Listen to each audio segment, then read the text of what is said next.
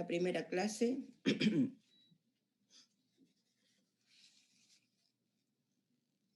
Vamos a empezarla, pero si tienen alguna duda me van parando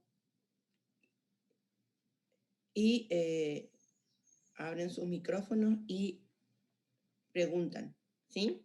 Porque si tengo que atender al chat al mismo tiempo no me queda, no, es imposible. Así que preguntas por micrófono, por favor. No hay problema. Bien. Vamos a empezar. Esto que vamos a ver lo tienen en el campus. Estaba en la clase de introducción. Así que por eso vamos a empezar rapidito.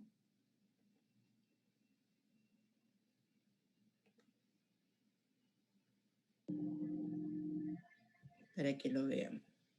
¿Estamos? Muy bien.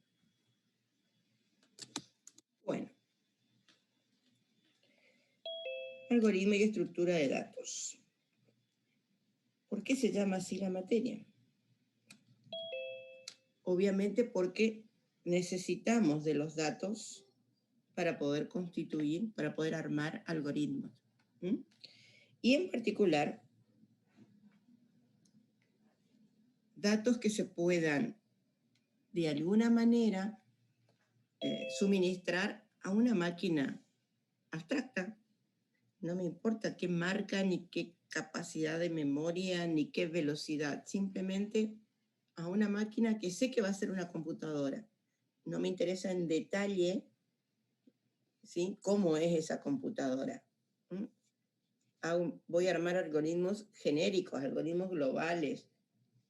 El detalle de a qué máquina en particular van a ir, lo voy a tener en cuenta cuando transforme mi algoritmo en un programa. Cuando elija un lenguaje, cuando fije todos los criterios mucho más estrictos de qué es lo que quiero. Entonces, en una primera solución de un problema, a mí lo único que me interesa son los datos en forma muy grosera, muy global, pensando siempre en una computadora, ¿sí? Por eso decimos que los datos son representaciones simbólicas, que obviamente pueden ser de distintos tipos, y eso es lo que vamos a repasar ahora. Esto ustedes lo tienen que haber visto en seminario, ¿sí? Y estamos por pegar un pequeño repaso nada más. Entonces, como vamos a introducir la información a una computadora, nosotros sabemos que vamos a tener, por un lado, datos de entrada, que son los que ingresan. Estos datos de entrada se van a procesar y van a generar datos de salida. O sea, que el dato que me ingresa a mi máquina no necesariamente, ¿sí?, se va a mantener tal como ingresa. Vamos a ver que estos datos que ingresamos pueden ser de distintos tipos, ¿sí? ¿Cómo es eso? Puedo tener, ¿qué tipos de datos conocemos? A ver, Oscar. Constantes. ¿Qué son los datos constantes? Que no es lo mismo, hay que diferenciar una constante, un dato constante informático de un dato constante matemático. Un dato constante para nosotros es una categoría de dato que es temporal, o sea, lo vamos a calificar como constante temporalmente. ¿Por qué? Porque solamente va a ser esta categoría durante un programa. Fuera del programa, este dato puede dejar de ser constante, ¿sí? Para el programa, o el algoritmo en el cual lo vamos a definir, lo que estamos diciendo es que representa un valor que vamos a guardar en memoria y que no lo podemos tocar, no lo podemos cambiar más que tocar. el tocar por transformar. Eso no lo podemos hacer durante la ejecución de un programa. Estos datos pueden ser tanto en C como en Pascal. Pusimos el ejemplo de C, pero para cualquiera de los lenguajes que vayamos a ver. Puede ser de tipo entero. Entero se refiere a que no tiene parte decimal. Por el contrario, puede ser real. Entonces sí tenemos parte decimal. Puede ser un carácter, una letra, un elemento considerado no numérico. Puede ser un conjunto de caracteres, y a eso lo denominamos cadena. O puede ser un conjunto, como puede ser una palabra, como puede ser el nombre de un club, o el nombre de un elemento químico. Esto lo llamamos enumerado. O sea, enumerado es aquel al que le vamos a dar un orden. ¿Sí? ¿Está? Hasta ahí vamos. Bien.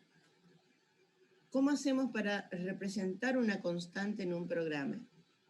De por sí, en todo algoritmo que vayamos a escribir, nosotros nos vamos a encontrar con que vamos a tener una primera parte que se denomina ambiente, donde vamos a definir los datos que vamos a utilizar, tanto sean datos de entrada como sean datos de salida.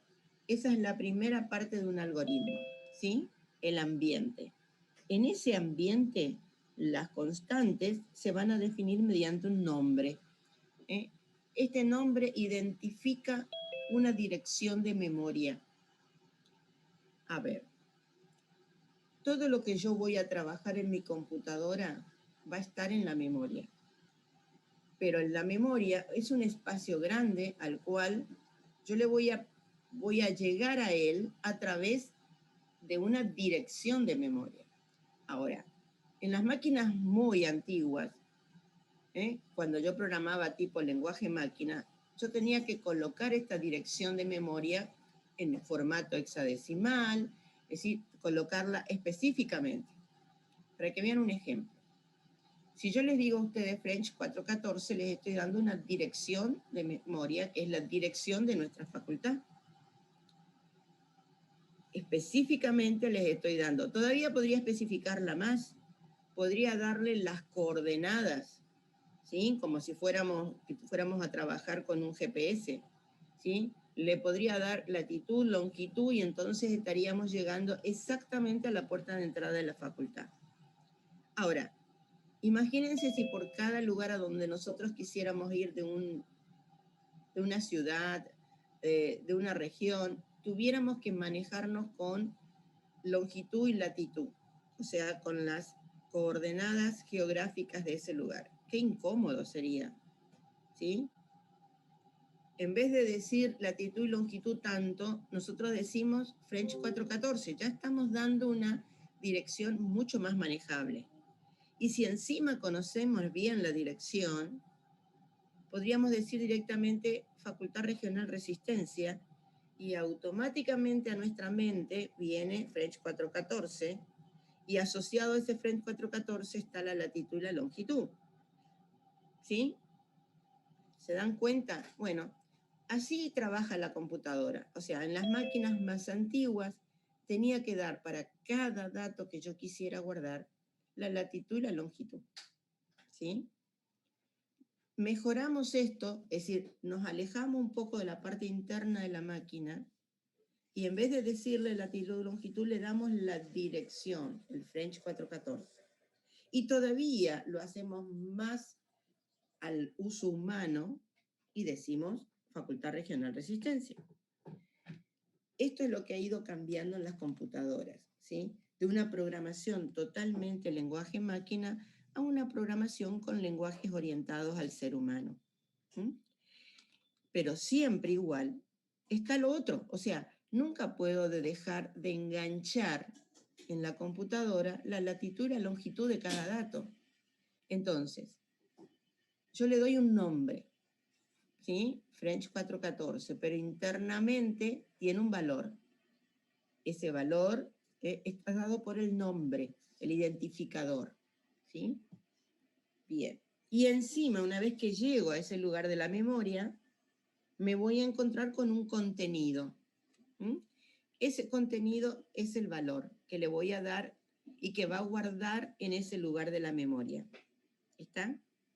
Por eso es que nosotros, para hablar de constantes, vamos a necesitar nombrarlas. Hoy tienen un ejemplo: temperatura, mes, apellido y nombre. Son nombres que le damos a las constantes. ¿Cómo sabemos que es una constante?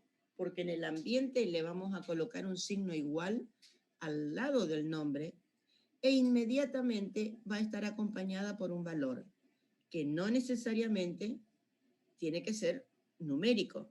Puede ser, ya les digo, numérico, carácter, cadena, etc. ¿Sí? ¿Qué diferencia esto con la matemática? Bueno, que yo en la matemática, si por ejemplo digo pi, no necesito darle ni siquiera un valor, porque ustedes ya saben que esa constante es 3,1416 y sigue, ¿no? Bueno, acá en computación, o sea, en informática, si yo pongo pi solo, la máquina no entiende a qué me refiero. Le tengo que poner pi, le tengo que poner un igual y le tengo que decir, si quiero, 3,14. Y durante ese programa en cuyo ambiente definía pi, la máquina va a entender que pi vale 3,14. Fuera de ese programa, yo puedo llegar a usar el nombre de pi para cualquier otra cosa. ¿Está? Esa es la diferencia entre la matemática y la informática. Acá las constantes son temporales, duran lo que dura la vida, la ejecución del programa. ¿Sí? Y por otro lado tenemos las variables. ¿Qué son las variables? Nuevamente son un espacio de memoria donde voy a almacenar algo, pero la diferencia que tiene con la constante es que en el momento en que yo la defino, el contenido de la variable está vacío. Lo que le voy a decir es qué tipo de datos voy a guardar en esa variable, entero, real, carácter, cadena, etc. Pero no le digo cuál es el contenido inicial. Y este contenido, una vez que se lo coloque, puede ir variando durante todo el transcurso del programa. ¿Está? Fíjense ahí el dibujito de la memoria. Ven que la variable está vacío en comparación del dibujito de la constante, que cuando definí temperatura o cuando defino mes, ya tengo un contenido en la memoria. ¿Estamos? Esta es la diferencia entre constantes y variables. Las variables yo tengo permiso para cambiarlas. Las voy a definir en mi ambiente, igual que en la constante, pero solamente le voy a decir el tipo de dato que va a guardar. Y para ello, la diferencia en la definición es que cuando defino una variable, no uso el signo igual, sino que uso el signo 2 puntos. Veamos algo para que se den cuenta, ¿sí? Fíjense esos dibujos. ¿Qué tienen en común en cada foto? ¿Hay algo constante en cada foto? El uniforme. Uniformes. Hablando, grupo. quiero escuchar. Están Las agrupados. personas. Que usan uniforme. ¿Qué pasó? Son un grupo. ¿Que pertenecen a un mismo grupo? Sí. Abran micrófono, chicos, no por el chat, profe, micrófono. No sé, estar escuchando. No les Estamos escucho hablando, ninguno. profe, no nos Esperen, a escucha. ver Estamos diciendo. si no están mal conectados mis conectores. Profe, estamos hablando, no nos escucha. Conectores están bien. Profe, hola. Hola, profe. Sí, pues te voy a responder.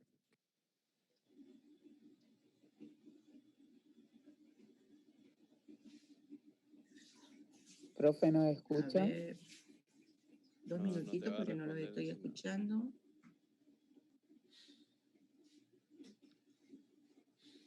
A ver, ustedes hablen a ver si los escucho.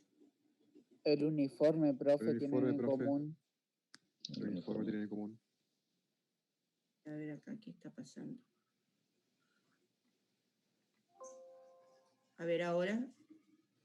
El El uniforme uniforme. tienen en común, profe. Ahí está, ahí los estoy escuchando. Bien, disculpen, estaba atancado mi... Ahora sí los escucho. Bueno, ¿qué tienen en común entonces? Que son un grupo. Los que son un grupo y tienen uniformes son todos Los seres humanos. uniformes. Bien, los uniformes. Exactamente.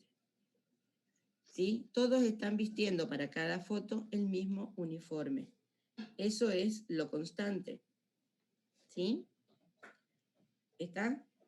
Entonces, sin embargo, es una constante. Fíjense cómo acá se dan las dos cosas.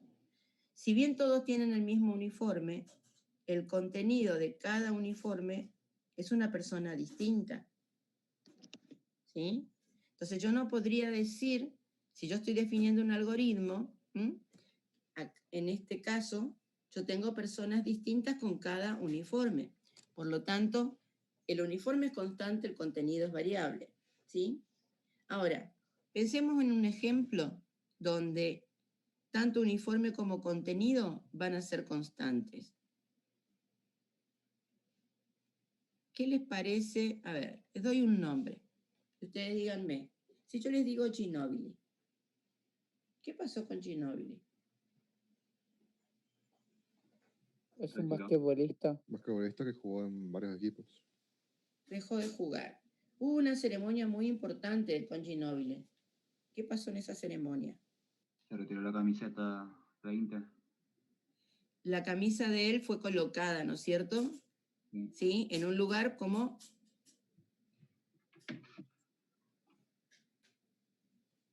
para que nadie la pueda usar. Quedó suspendida esa camisa, en realidad el número no puede ser utilizado por otro basquetbolista de ese cuadro, ¿no? ¿Está? ¿Ahí qué pasó? Ahí ese uniforme no solamente se hizo constante como uniforme, sino que también por contenido. Nadie más lo puede usar. A ese número. ¿Está? Fíjense, ahí sí dejó de ser una constante temporal y pasó a ser una constante definitiva. ¿Está? Bien. Bueno, nosotros vamos a trabajar con eso. Es decir, vamos a ver, el que está escribiendo ahí, vamos a ver que nos vamos a encontrar en algoritmos donde vamos a estar trabajando con constantes y vamos a estar trabajando con variables. ¿Sí? Entonces, el problema ahora es que nosotros vamos a estar trabajando con las variables porque son las variables los que nos va a permitir que nuestros contenidos varíen. Entonces, para cada variable, ¿sí? Vamos a estar utilizando justamente un espacio de memoria. Esto no lo vamos a ver porque ya lo... Y ese espacio de memoria va a ir variando de contenido, ¿sí? Vamos a ver si entendimos. Vamos a tomar este planteo. Y en este planteo vamos a ubicar constantes y variables. Normalmente, una ayudita. Las constantes siempre suelen aparecer en los planteos de los problemas. Normalmente. Por lo tanto, si leemos este planteo, se desea comprar una PC y una impresora, necesito calcular el precio total, a ver si me alcanza la plata. El total está dado por la suma de los costos más los porcentajes de ganancia del vendedor, un 21% de IVA, que hay que agregarle al costo, y además la ganancia del vendedor es de un 12% por la PC y un 7% por la impresora. Bien, primero, cada vez que yo leo un planteo, tengo que tratar de identificar quiénes son los datos, cuáles son los datos de entrada, cuáles son los datos de salida, qué datos son constantes, qué datos son variables. ¿Sí? Empecemos. ¿Qué datos me aparecen en el planteo? Le aparece el IVA, claro, y la ganancia del vendedor, tanto por la impresora como por la PC. ¿Qué tipo de datos son esos? Constantes. Constantes. Constantes. Es decir, aparecen escritos en el planteo el 21 de IVA, el 12 de la PC y el 7 de la impresora. Por lo tanto, esos 3 datos los debería definir en el ambiente. Yo podría definir el ambiente y colocar que lo que tengo, ¿sí?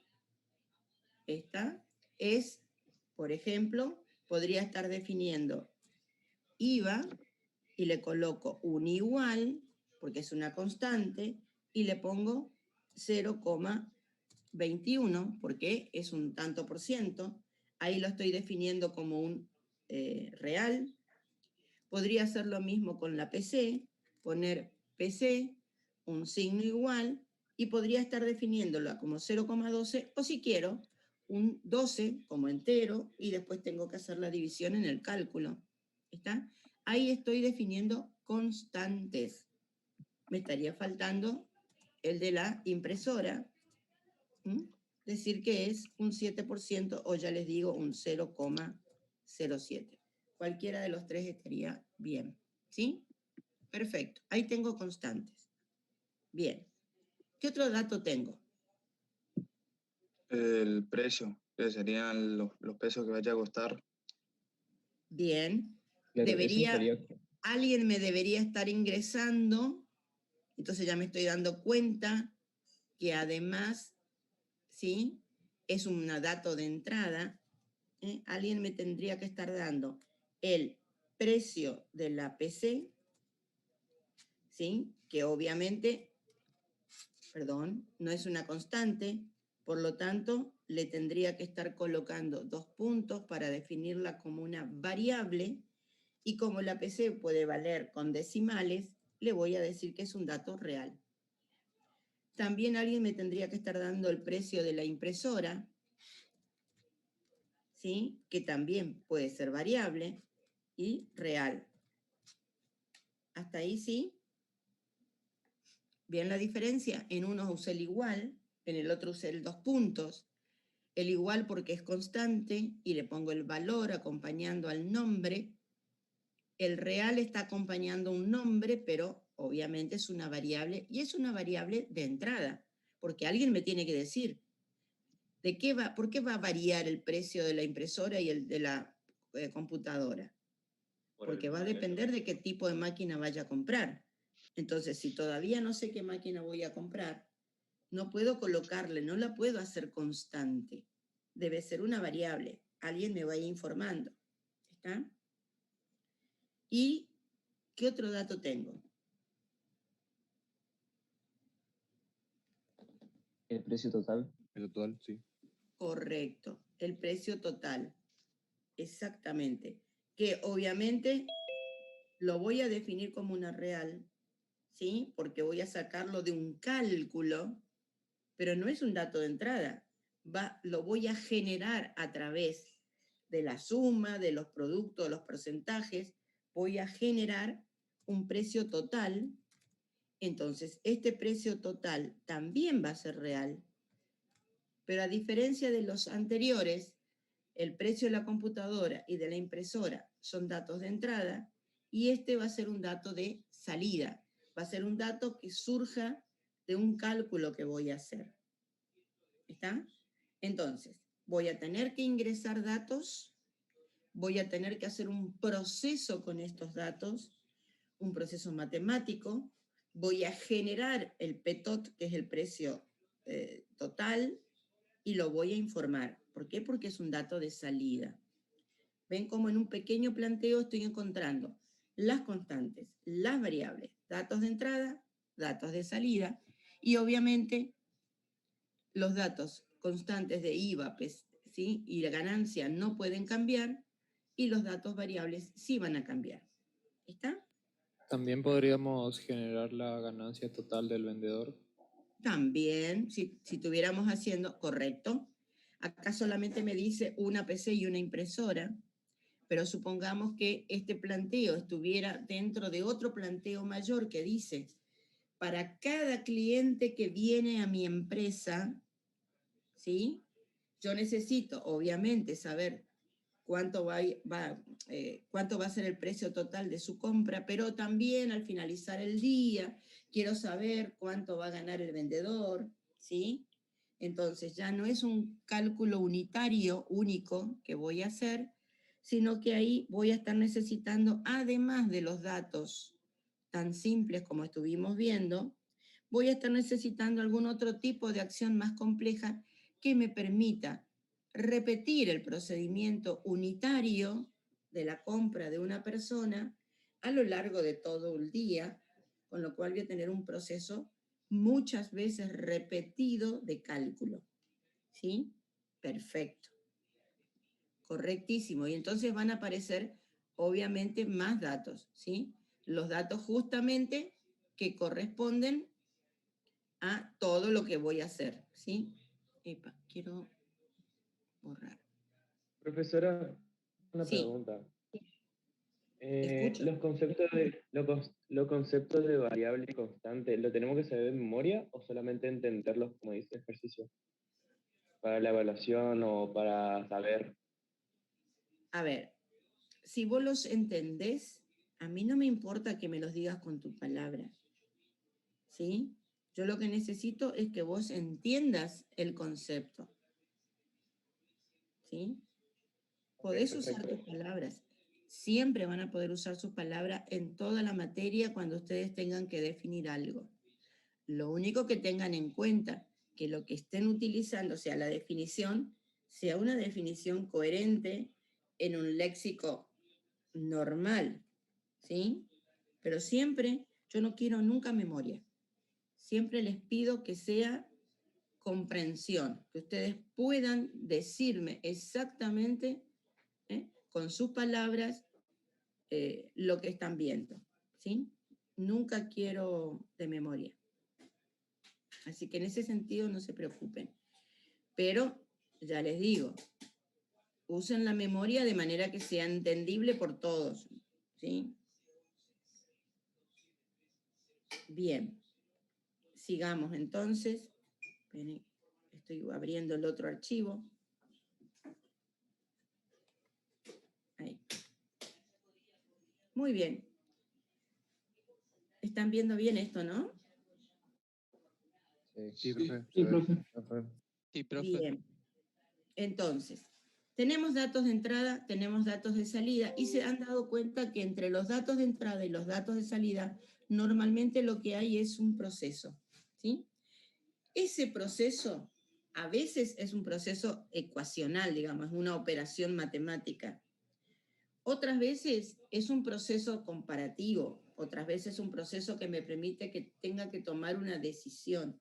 Por lo tanto, cuando yo entro a la etapa de proceso, o sea, dejo el ambiente de lado, en el ambiente definí datos, ahora voy a ir al proceso. En el proceso voy a necesitar poder operar y entonces me van a aparecer distintos tipos de operadores.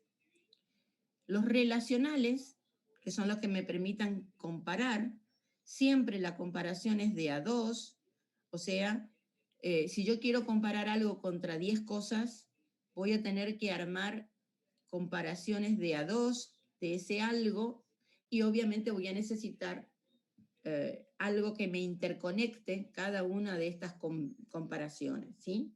Pero siempre mi comparación son de 2. Yo pregunto si A es mayor que B. Si yo quisiera saber si es mayor que C, tendría que hacer si A es mayor que B y además si A es mayor que C y si además si A es mayor que H, ¿sí? Siempre son comparaciones de a 2. Entonces, en estas comparaciones de a 2, en realidad, si nosotros preguntamos si A es mayor que B, nosotros decimos sí o no en función que estamos sabiendo o estaríamos viendo el contenido que tiene A y el contenido que tiene B. ¿Sí? Porque son variables. Eso a simple vista, nosotros algorítmicamente no lo vemos. ¿Por qué? Porque si al ser son variables, va a depender de la ejecución del momento en que estemos qué contenido tiene el A y qué contenido tiene el B. Si yo pregunto con valores constantes, como está el ejemplo, si 8 es mayor que 4, obviamente lo estamos viendo y podemos contestar si es verdadero o es falso, ¿sí? Pero en los procesos, las comparaciones siempre se van a dar con variables o constante contra variables, con lo cual la respuesta previsible tiene que ser que yo pueda de alguna manera expresar tanto que el resultado sea verdadero como que el resultado sea falso. Por lo tanto, voy a tener que usar instrucciones que me permitan prever la doble salida, la salida por lo verdadero y la salida por el falso. Pero en este momento lo que estamos mirando es qué coloco en la comparación. Y en la comparación lo que voy a colocar es un símbolo. Y acá hay que tener cuidado porque no es lo mismo el símbolo matemático que el símbolo informático. Voy un poquito más ahí. El símbolo matemático mayor, menor, igual es el mismo, pero no es el mismo cuando nosotros hacemos preguntas por distinto. Y normalmente en la matemática, cuando quiero preguntar por distinto, pongo el signo igual tachado. Bueno, acá en informática no, es el signo menor y el signo mayor. O si quiero preguntar por menor igual, mayor igual, nosotros juntamos los dos símbolos uno arriba del otro, ¿no es cierto? Bueno, en la informática no, es uno al lado del otro, siempre empezando por el signo de la desigualdad. Fíjense, es menor igual, mayor igual. Siempre el de la desigualdad está a la izquierda, con el signo igual. ¿Está? O sea, nunca pueden estar encimados.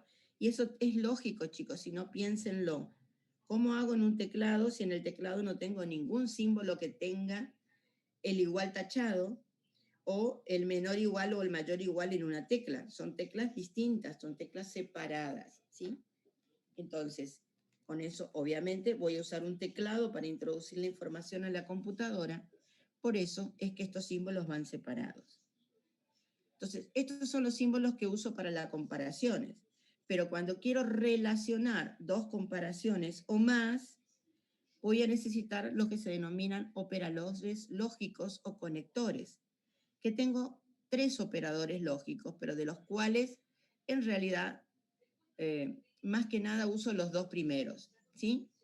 El I y el O. El I, que es un operador estricto, porque me pide que las expresiones que se encuentran tanto a izquierda como a la derecha sean verdaderas ambas para que el resultado salga por la verdad.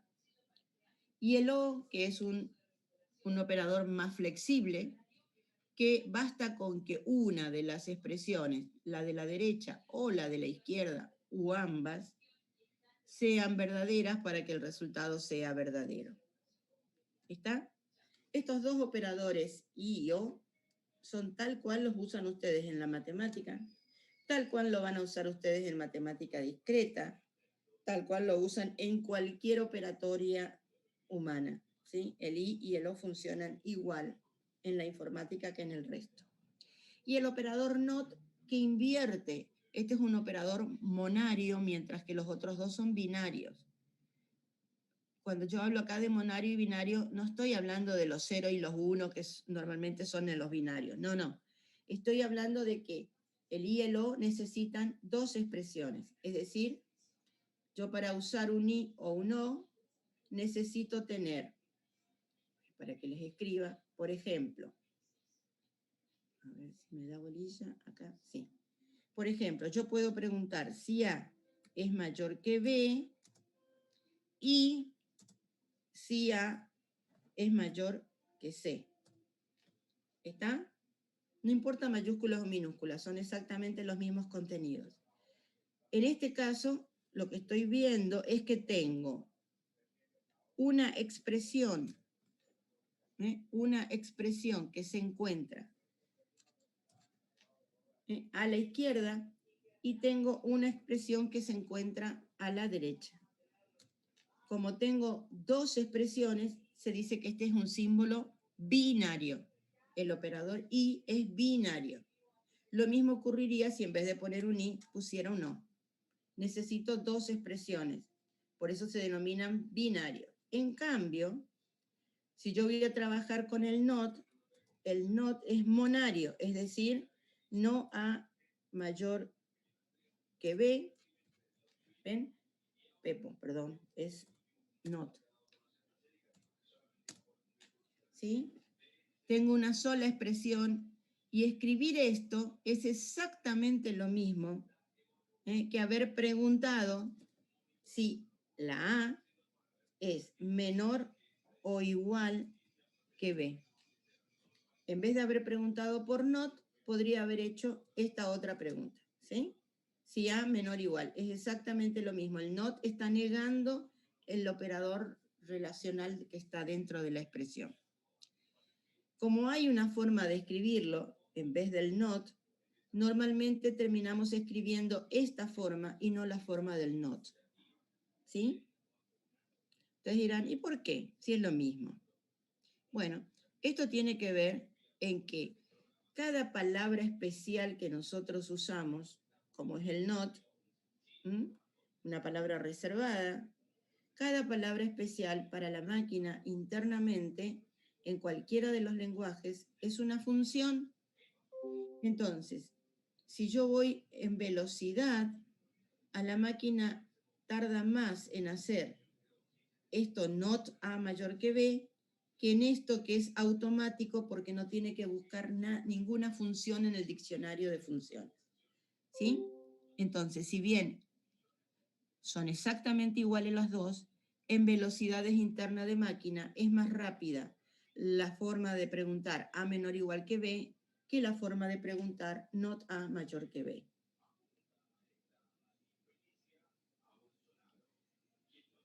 ¿Estamos hasta acá? ¿Está claro? Sí, profe.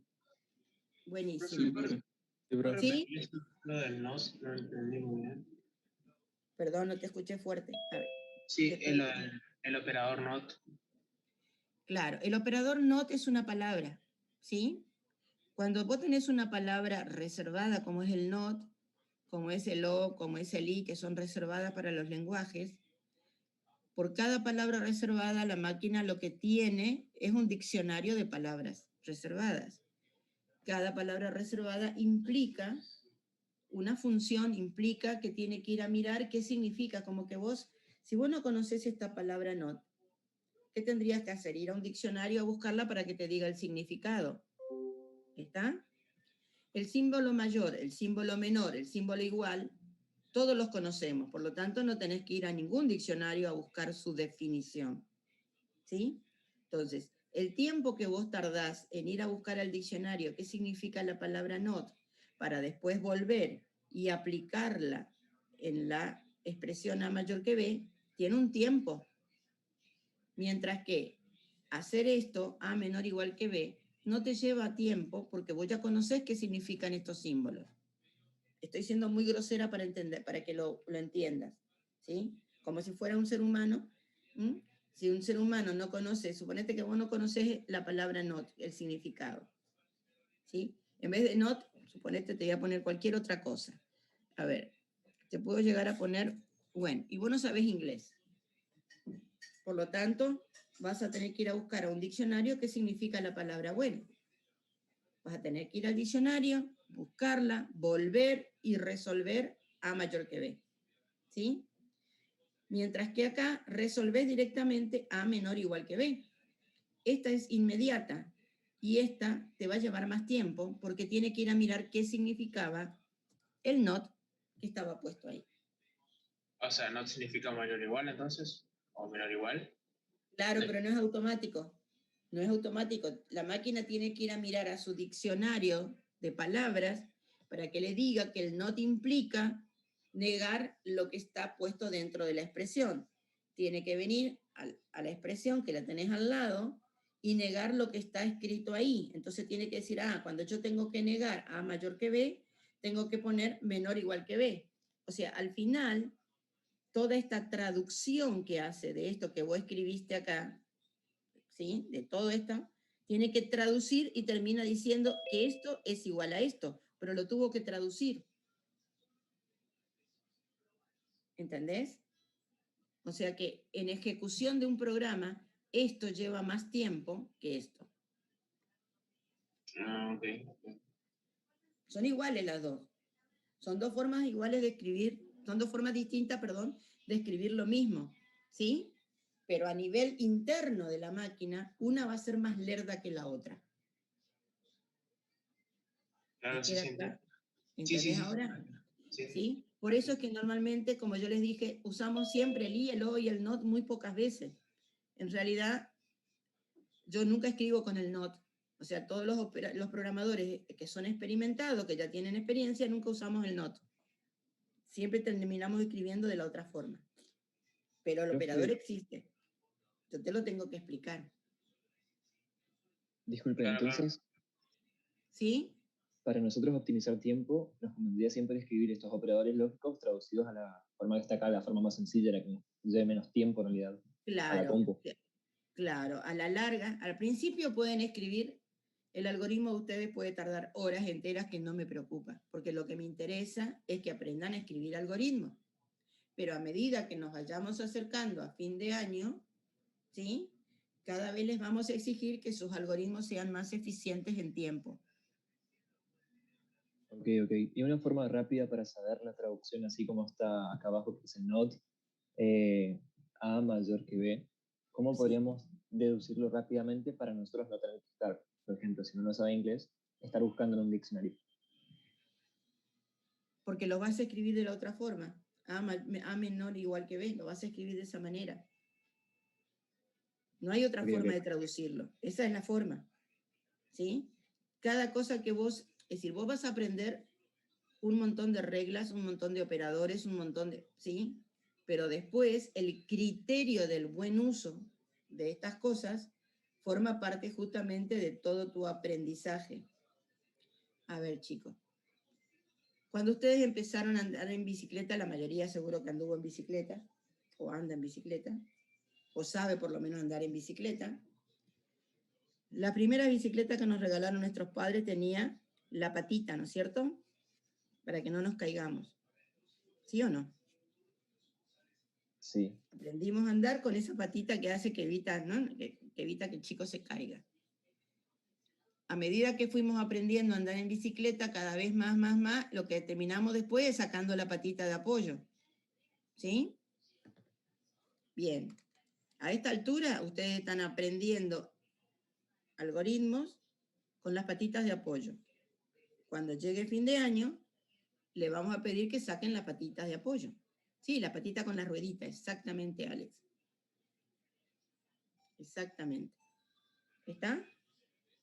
No podemos pedirle que sean eficientes desde el primer día, pero sí le vamos a pedir que sean eficientes al final. Es cuestión de aprendizaje, es cuestión de ritmo.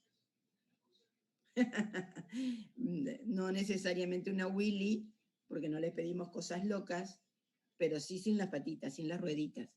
Bien. Sigamos. Hasta acá está claro, ¿no, chicos?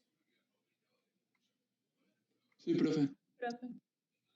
Acá tienen las tablas de los operadores lógicos, ¿sí? El operador i, que solamente tiene una de verdadero, cuando ambas son verdaderos. X y representan las expresiones. X la expresión de la izquierda y la expresión de la derecha. O sea, si miramos este ejemplo, A menor que B sería el de la izquierda, sería la X. B menor que C sería la Y. ¿Está? Izquierda y derecha. Entonces, en el operador i solamente tengo una expresión de verdad, cuando tanto la izquierda como la derecha son verdaderas, el resto son falsos. En la expresión o tengo todas verdaderas menos una que es falsa cuando ambas son falsas. Nuevamente se dice que el i, que es restricto y que tiene solamente uno, y el o, que es incluyente, incluye a todos, es mucho más flexible, ¿sí? Y tiene muchos más casos de verdad. Y el not, que obviamente si estoy negando la verdad me da falso, y si niego la falsedad me da verdadero. ¿Sí? Bien. Acá están todas las comparaciones para que lo entiendan. Están los equivalentes. El equivalente al not sobre A menor, que es A mayor igual. El equivalente al not sobre el igual, que es el distinto. Esto es muy fácil. Y veamos cómo cambia esto en los lenguajes de programación. Todavía no vemos lenguajes, pero para que ya tengan una idea de cómo funcionan en los lenguajes. Fíjense los operadores. Tengo operadores aritméticos No los expresé específicamente porque son los mismos, suma, resta, producto, división, ¿sí? Los operadores aritméticos, tanto en Pascal como en C, que son los dos lenguajes que vamos a ver. Los operadores relacionales, que son los que estuvimos viendo recién. Fíjense cómo son casi lo mismo, excepto en el igual, que para el C es un doble igual, y el distinto, que para el Pascal es menor y mayor, y para el C es el signo de admiración igual, ¿sí? Los operadores lógicos para el Pascal son las palabras en inglés, para el C son simbólicos, son los símbolos de compañía, las barras y el signo de admiración. ¿Está? O sea, están todos los mismos operadores, o sea, en todos los lenguajes funcionan, y lo que ocurre es que aquellos operadores un poquito particulares cambian su dibujito, ¿sí? Pero los operadores matemáticos, fíjense cómo suma, resta y producto son exactamente igual en cualquiera de los lenguajes. Va a aparecernos en el caso del C, el C no tiene una diferencia entre la división entera o la división total, y el Pascal es mucho más específico. El Pascal hace una expresión div, que es un operador que me permite calcular solamente la parte entera de la división, y el operador mod, que solamente me permite calcular el resto.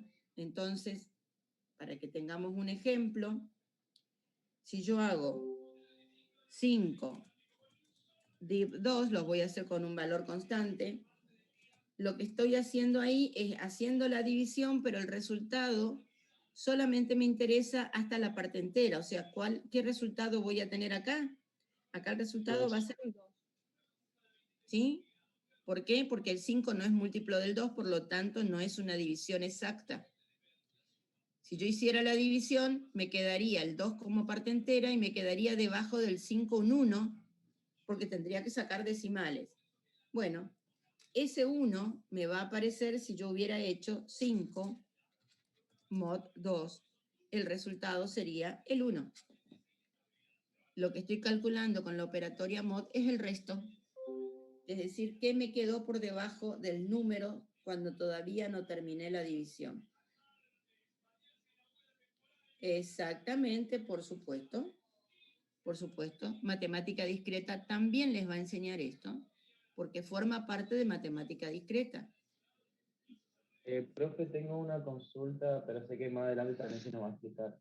Pero para resumir, el Pascal respeta también más al pseudocódigo, ¿no? En el término de operadores, digo yo. El Pascal es mucho más estricto con los operadores. No, lo que tiene el Pascal es que tiene operadores mucho más diferentes. O sea, tiene más operadores. Fíjate, el div y el mod no es que los respeta más, sino que tiene específicos. Si yo lo que estoy queriendo hacer es una división total, que sea hasta los últimos decimales, nunca voy a usar div, voy a usar la barra. ¿Está? Tiene un operador específico para una división entera, que es div, y un operador para la división total. El C no lo tiene, no lo separa, ¿sí? El C es la misma barrita. Entonces, ¿qué pasa si yo quiero un entero? Bueno, el C lo que va a hacer es que si vos usaste esta barra, si yo usé el 5 barra, va a ser entera o va a ser división total, dependiendo de si tu receptor es entero o es real. O sea, si el resultado de la división yo lo definí entero y usé la barra en el C, la división me va a dar entera. Si lo definí real y usé la barra, me va a dar un resultado real, aún que el resultado no tenga decimales. A ver. Sí, profe, se entendió. La verdad que está bien. Si vos estás escribiendo, a ver, resultado va a ser igual, ¿sí? A 5, barra 2. Supongamos que estuviéramos escribiendo esto en el C. Si yo a res lo definí como una variable entera, esto en el C me va a dar entero. Si yo a res lo definí como una variable real, me va a dar con decimales. ¿Está? Mientras que en el Pascal, si vos res lo definiste entero y acá le pusiste la barra, te va a dar error. Porque si estás usando la barra, el receptor debería ser real. En eso sí, por ahí es lo que vos me estás diciendo que es más estricto. ¿Sí? Si vos lo entendés a eso por más estricto, es correcto. ¿Sí? El Pascal te estira más que los receptores sean acorde a las operaciones. Acá, si este fue entero, yo acá tendría que haber utilizado el div para que no me dé error. ¿Está? Desde ese punto de vista, sí. Es mucho más estricto el Pascal. Pero porque el C tiene el permiso, nada más. Está haciendo lo que el lenguaje le permite. ¿Mm? Bien. Esto es para que tengan una idea de lo que son los operadores. Por ejemplo, ahora vamos a este planteo. ¿Sí? Tengo, en un curso, los alumnos los tengo ubicados en 12 filas. En cada fila hay variables distintas de alumnos. Supongamos que estuviéramos en una presencialidad, ¿no? Entonces tengo 12 filas, 12 columnas, si quieren decirlo, y en cada columna hay distintos alumnos. Y entonces yo quiero saber cuántos de estos alumnos son recursantes y cuántos son ingresantes. Y lo hago mediante una pregunta que le hago al alumno. ¿Está? Ahora bien, fíjense que leyendo el planteo me encuentro con un 12, ¿sí? Por lo tanto, yo digo, bien, este 12, este es un número constante. No me deja bajar el cosito este y no lo puedo, ahí está. ¿Sí? Yo tengo este 12, entonces este 12 es una constante. ¿Sí? Me está pidiendo saber cuántos alumnos son recursantes, cuántos son ingresantes, lo cual ahí me estoy dando cuenta de que yo necesito como dato de salida, ¿sí? Como dato de salida, necesito saber los recursantes y los ingresantes. Para poder calcular estos datos de salida, los tengo que contar. Por lo tanto, tengo alumnos que están sentados en esa fila a los cuales le tengo que hacer una pregunta. ¿Está? ¿Cuántas preguntas voy a hacer? Tantas como alumnos tenga en cada fila. O sea, tengo que hacer una pregunta, una respuesta de tipo carácter, sí o no, recursante, ingresante. Necesito un contador para los recursantes, un contador para los ingresantes y que encima, como estoy contando cantidades, sé que ese contador va a ser de tipo entero, ¿sí? Y lo que no estoy sabiendo es justamente lo que quiero, es qué cantidad de alumnos por fila tengo, ¿sí? Acá tengo todos estos elementos y con todos estos elementos debería hacer un programa. Ya acá la incógnita más importante es que no sé cuántos alumnos hay en la fila. Al no saber cuántos alumnos hay en la fila, estoy en un pequeño problemita, ¿no es cierto? ¿Cómo hago para preguntar? Sí, 80% recursante. No es para reírse, es para llorar. Bien. ¿Cómo haríamos esto humanamente? Humanamente yo iría recorriendo fila por fila, con un anotador, ¿sí? Y entonces si el alumno me dice que es recursante, en la columnita recursante haría un palito, o sumaría 1, y en caso que sea ingresante, le pondría en la columna de ingresante y así, la primera fila, la segunda fila, la tercera fila, la cuarta, hasta que terminamos las 12. Pero ahora quiero implementarlo en una máquina. Entonces, para implementarlo en una máquina, primero tengo que definir el ambiente. ¿Sí? Voy a definir mi ambiente. ¿Cómo hago para definir el ambiente? lo primero que hago es definir la constante. Digo, fila igual a 12. Pongo un nombre, pongo el igual y el contenido. Y después voy a definir las variables. Es decir, voy a hacer una pregunta, por lo tanto, tengo una variable respuesta que va a ser alfanumérica porque es un carácter, me va a decir sí o no, o me va a decir S o N, ¿sí? O verdadero y falso, no importa, pero es alfanumérico el resultado. Y necesito contar la cantidad de recursantes, la cantidad de ingresantes, por lo tanto tengo dos contadores numéricos, enteros, los puedo definir separadamente o los puedo poner a los dos juntos, y la diferencia está que mientras que a las constantes las definí con un igual, a las variables las pongo con 2 puntos. ¿Y cómo sé que son variables? Porque al lado no tienen un valor, al lado tienen un tipo de dato.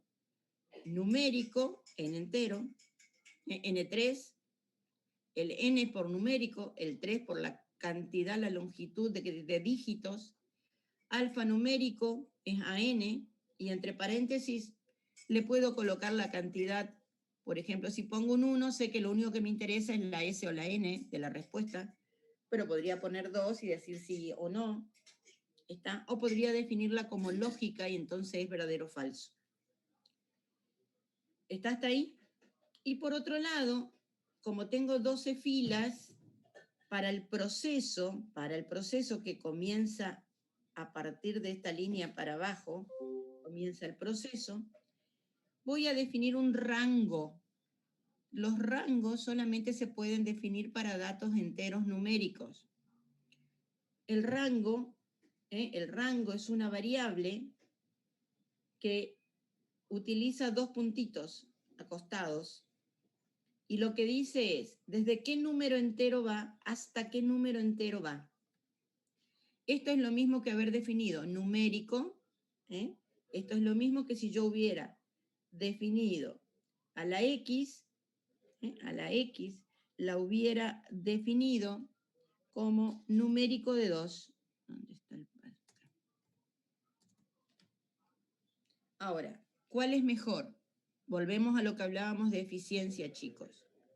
Definir numérico de 2 implica que esa variable X podría tener valores desde 00 hasta 99, ¿sí? Y yo solamente quiero que tenga valores que va del 1 al 12. Entonces, al definirla como rango, en vez de definirla como numérico de 2, la estoy acotando. ¿Sí? Disculpe que la moleste. Sí. Están preguntando si el rango puede ser con letras también. Sí, todo aquello que pueda ser numerado. O sea, yo podría tener una variable C, ¿sí? Que vaya desde, ojo acá, lo único que tiene que estar entre comillas, entre la A a la, qué sé yo, a la H, por ejemplo. Ahora, en el caso de los rangos alfanuméricos, no puedo poner 2 letras. Simplemente es una sola letra porque es el alfabeto. El orden que tengo es el alfabeto. ¿Sí? Entonces, y ojo que el alfabeto es el alfabeto inglés, por lo tanto, no está la ñ incluido. ¿Está? Lo podemos utilizar. Es bastante raro que utilicemos rango con letras, pero se puede, está permitido. También, si hubiéramos definido un tipo de dato conjunto, ¿sí? A ver, si yo defino un conjunto valores.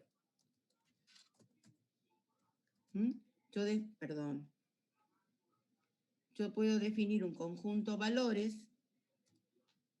Este conjunto valor, digo que está formado por, es muy incómodo, pero puede ser, qué sé yo,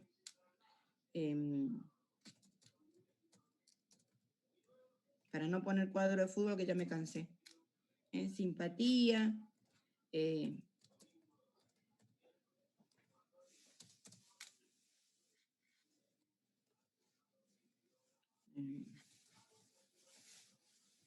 etcétera. Pero hasta ahí nomás voy a llegar por ahora.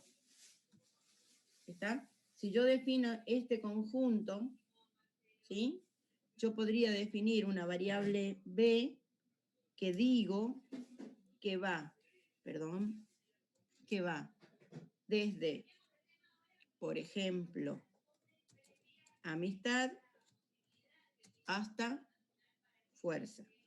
No hay que definir mucho. ¿Está?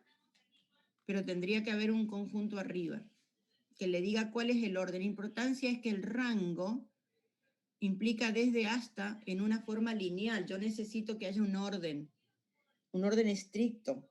El que tiene el orden estricto son los números y el alfabeto. Tienen un orden estricto que la máquina conoce. Cualquier otro orden, la máquina no lo conoce. Entonces se lo tengo que enseñar antes. Yo le puedo colocar un conjunto, valores, y después decirle que hay una variable que va desde el valor amistad hasta el valor fuerza. Pero porque arriba se lo enseñé. ¿Está? Se puede. ¿Lo usamos? Y muy poco, chicos. Casi nunca usamos ni los alfabéticos ni los que sean de conjunto. Casi siempre trabajamos con rangos numéricos, pero todo es posible. ¿Estamos hasta acá? Profe, yo tengo 2 preguntas. Sí, fuerte, dale, pregunta. Cuando pone acá en respuesta, arriba en las acciones, cuando ya las define en las constantes, pone en respuesta alfanumérico 1 y después pone contrario y contig, que es numérico 3. Pero ¿por qué pone los números? ¿Qué significan? La longitud. Los números lo que te están dando es la longitud. Vos tenés que, cuando guardás en la memoria, no solamente le tenés que decir si el tipo de dato es numérico, entero, alfanumérico, etcétera, sino qué cantidad de memoria vas a ocupar. Entonces, el numerito 1 o el numerito 3 te está diciendo qué longitud tiene ese dato en memoria. En el caso de los números, ¿cuántos dígitos? O sea, tu contador va a soportar en la memoria, tu contador 1, tu contador R, va a soportar en la memoria hasta resultados que tengan 3 cifras. O sea, puede haber 20 ingresantes, 20 recursantes, puede haber 999 recursantes, y está bien. Si hubiera 1000 recursantes, ya no te sirve este contador, porque vos solamente le permitís 3 dígitos. Ah. ¿Y si no sabemos cuántos son? Lo tenés que predecir, porque vos no podés trabajar si no sabes el tamaño de memoria que vas a ocupar.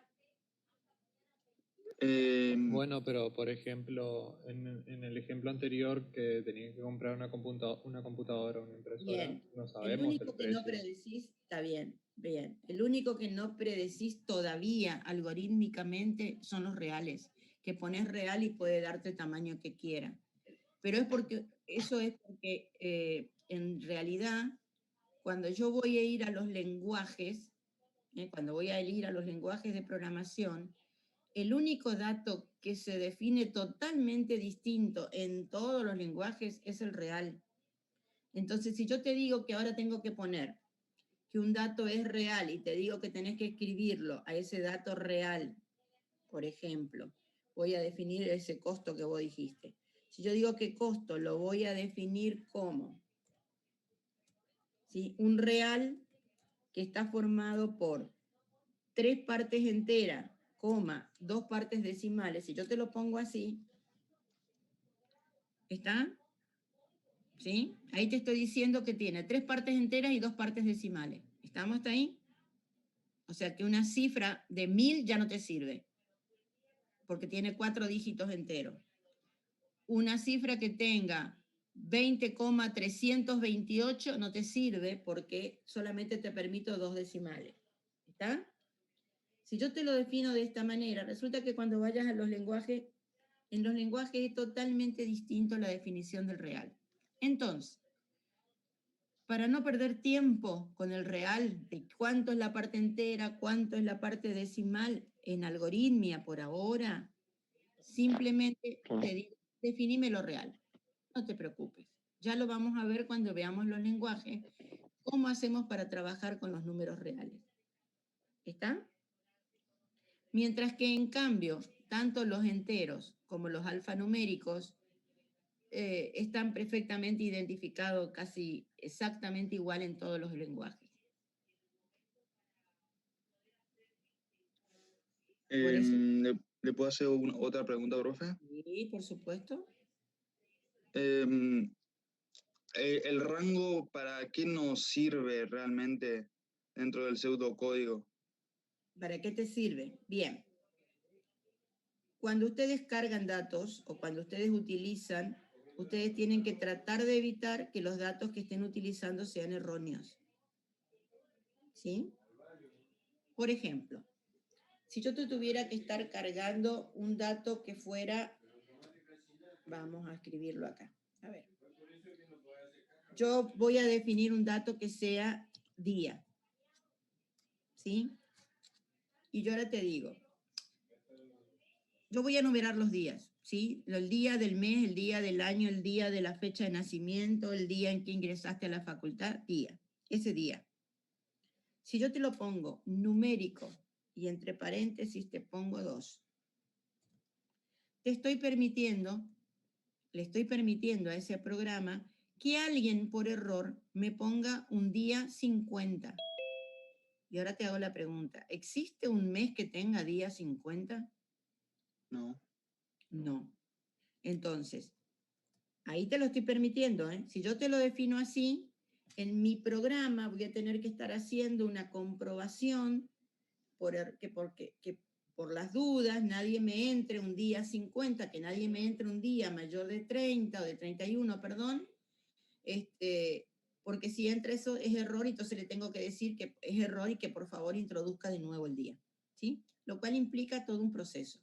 Era mucho más fácil decir que el día es un valor que va de 1 a 31.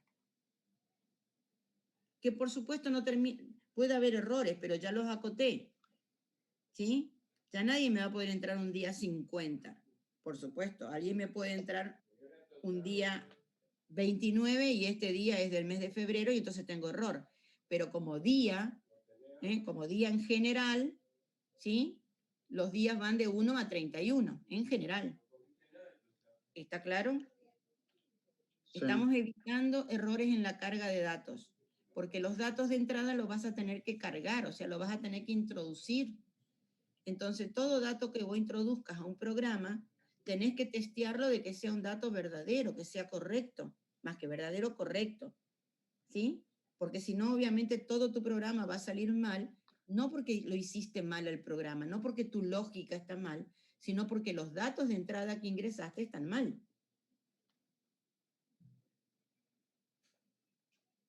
¿Estamos hasta acá? Sí, sí. Entonces, siempre que vos puedas acotar, los valores numéricos siempre se pueden acotar, casi siempre se pueden acotar, no siempre, pero casi siempre.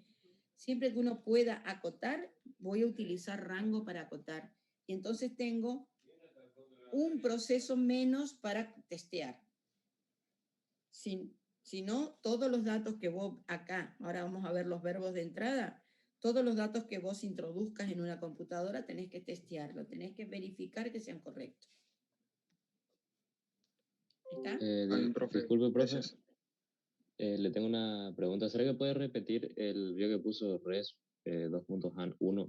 ¿S1 para qué era? ¿Puede repetirlo de nuevo? Perdona, que pueda repetirlo de qué. ¿De qué era? ¿Para qué servía el 1? ¿Para qué servía el qué? Perdón. En el ambiente, cuando puso el res 2.han y entre paréntesis el número 1, ¿para qué era el 1? Este que está acá, el 1. Claro, o sea, ¿para qué serían esos números ahí? La longitud que vas a ocupar en memoria, hijo. Ah, ahí Vos está, estás sí. diciendo que vas a guardar un dato alfanumérico, ¿sí? Un dato alfanumérico es cualquier cosa. Puede ser un número, puede ser una letra, puede ser un símbolo. Alfanumérico es cualquier cosa. ¿Qué tamaño en memoria? O sea, ¿qué es res? Res es la dirección de memoria, o sea que vos te vas a ir a la memoria, Vos vas a ir a la memoria y en la memoria te vas a encontrar con un espacio de memoria, ¿sí? Con un lugarcito, digamos, de memoria llamado res, cuyo tamaño, como hacer un dibujito acá de un cuadrado, es más jodido que no sé qué. A ver si me deja dibujar este, creo que sí. Vos vas a encontrar, la memoria se llama res, pero te vas a encontrar con un lugarcito en memoria. Esperen, es horrible dibujar acá, les digo que es horrible. Sí, yo que soy mala dibujando. Con un lugarcito en memoria que tiene solamente el tamaño para que vos acá contengas un valor. Por ejemplo, un 1. Un solo lugar. No podés poner 2 cifras, no podés poner 2 letras, solamente una, porque le estás diciendo que el tamaño en memoria para ref es de un lugar. O tenés tu máquina va a tener un tamaño de memoria bastante normal, ¿no es cierto?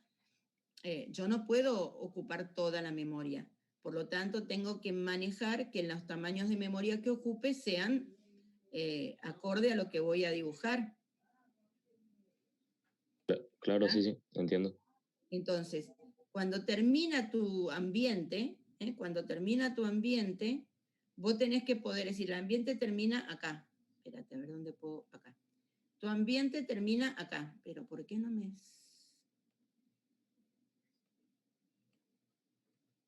quiere dar el de dibujar? A ver, ahora sí me lo da. Ahí sí.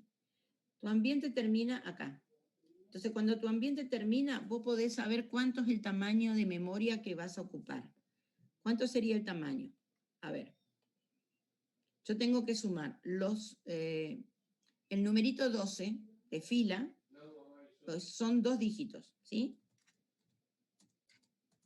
12 tiene 2 dígitos. Le tengo que sumar el 1 de respuesta. Le tengo que sumar los 3 dígitos para el contador de respuesta, de recursante. Le tengo que sumar los 3 para el contador de ingresante y le tengo que sumar 2 posiciones para el rango. Ese va a ser el tamaño de mi memoria. O sea que yo necesito una memoria que tenga 2, 3, 6, 9, 10, 11 espacios en la memoria. ¿Está? Es decir, las longitudes. Ustedes ven fila 12, pero 12 es un contenido, es una constante. Necesito 2 dígitos para guardar el 12. ¿Sí? Necesito un espacio de memoria para respuesta. 3 espacios para el contador de recursante, 3 espacios para el contador de ingresante, y para el rango, fíjense que el rango llega hasta 12, o sea, son 2 dígitos. En realidad necesito 11 espacios de memoria. Ese es el tamaño que voy a ocupar de memoria. Memoria para datos. Aparte voy a necesitar memoria para toda la parte procedural, pero para la parte de datos necesito eso. Entonces yo ya puedo saber, necesito 11 bytes, cuando vean arquitectura, van a ver cómo se miden, ¿sí? Entonces yo ya sé, bueno, tengo una memoria que tiene 20 lugares. Bueno, esos 11 lugares de los 20 los tengo ocupados con datos. Me están quedando 9 lugares sobre 20. Tengo que hacer que mi programa, la parte lógica, la parte de procedural, entre en esos 9 espacios que me quedan. Si mi parte procedural ocupara más de 9, desbordé la memoria y no me entra en mi programa. Cuando nosotros decimos que un programa no entra en memoria, es justamente porque la cantidad de espacios de memoria que voy a usar es mayor que la que tengo. Ustedes van y se compran un jueguito. ¿Qué les dice el jueguito en la tapa, en la contratapa? ¿Sí? Los requisitos. ¿Cómo? Espacio Los requerido. requisitos. Espacio requerido. Dentro de esos requisitos está el tamaño de la memoria. Entonces yo sé que si mi jueguito va a caber o no en mi computadora o me tengo que cambiar de computadora. Por supuesto, la mala programación, que no no es que sea mala programación, pero está en función de que somos un mercado de consumo y que cada vez tenemos que comprar máquinas más grandes, porque los programas ocupan más espacio de memoria, necesitan más Mala velocidad. optimización sería, profe. ¿Cómo? La mala optimización sería. Claro, esto es un mercado, también está el mercado de consumo, por eso es que nosotros desde la programación, desde la facultad, lo que tratamos de enseñarle es que no le hagan el caldo a los vendedores de máquina, ¿sí? Necesitamos más máquina porque realmente estamos haciendo procesos más importantes, no porque estamos haciendo un mal uso de la memoria, que es distinto, ¿sí? ¿Está? Entonces, yo tengo que mirar un algoritmo eficiente, lo van a ver al final del año, cuando veamos la unidad de complejidad. Un algoritmo es eficiente cuando hace un buen uso de los recursos. Y los recursos son justamente, uno de ellos es la memoria, el otro es el tiempo. Son dos recursos, tiempo de máquina y memoria, que son muy caros y que realmente necesito acotarlos. Bueno, el acotar el tiempo de ejecución lo vamos a ir viendo a medida, como esto que les dije hace un ratito, entre usar el not y no usarlo, eso tiene que ver con la eficiencia en tiempos de ejecución, hacerlo más eficiente, más rápido al programa. También vamos a ir viendo, hacerlo más rápido tiene que ver con qué tipo de acciones vamos a usar. Pero la memoria tiene mucho que ver con qué están usando ustedes en el ambiente. ¿Mm? Si yo pongo datos innecesarios en el ambiente, si yo defino por definir datos innecesarios, estoy ocupando más memoria. Si yo estoy definiendo, si le digo que voy a definir el apellido de una persona y como no sé la longitud del nombre del apellido, le voy a poner 100 caracteres, va a ser medio raro que encuentren un apellido que ocupe 100 caracteres. Y también es tan importante el apellido de la persona, por ahí el documento es importante y el apellido no tanto. Entonces, voy a tener que sacar un pronóstico y decir, bueno, a ver, por muy largo que sea el apellido, en 30 caracteres me va a entrar, entonces no voy a definir 100 caracteres. Entonces le voy a poner un alfanumérico acá, donde dice 1, voy a poner alfanumérico de 30. ¿Está? Es decir, siempre tengo que tratar de acotar lo máximo que puedo para no estar ocupando memoria al divino botón, porque la memoria es cara. ¿Sí? Sí, profe. Sí, chicos. Pregunten nomás, hablen y pregunten, no tengo problema. Profe, Sí.